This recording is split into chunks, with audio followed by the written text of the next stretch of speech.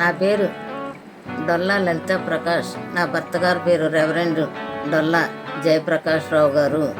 వారి తల్లిదండ్రులైన మాణిక్యం గారు దేవదాసు గారుల ప్రథమ కుమారుడు.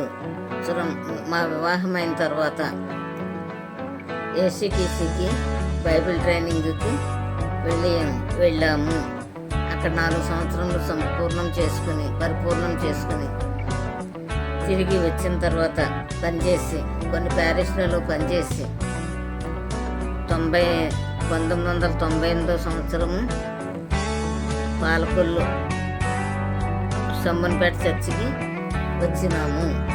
అప్పటి సిఆర్ గారు, సంఘ పెద్దలు, యూత్ వారు, స్త్రీల సమాజం వారు మమ్మల్ని ఎంతగానో సహకరించి అన్ని విషయాల్లోనూ సహాయం చేసిన బిడ్డను బట్టి వందనాలు చెల్లిస్తున్నాను. ఉదయమే లేచి 4 గంటలకు పాటలు పాడుచు దేవుని వాక్యాన్ని వివరింపచేస్తూ మైక్లో చక్కగా పరిచర్య చేస్తున్న నీ దాసుని గురించి అందరూ సంతోషించి ఆనందించేవారు. అనేక మంది రక్షణ పొందడానికి సిద్ధపడినారు. మందులక్ష్మి గారు ముఖ్యంగా అనేక మందిని దేవాలయానికి తీసుకుని వస్తూ దైవ మార్గంలో నడిపించడానికి సిద్ధపడిన ప్రథమ దాసురాలు. అనేక విషయాల్లో మాకు సహాయం చేసి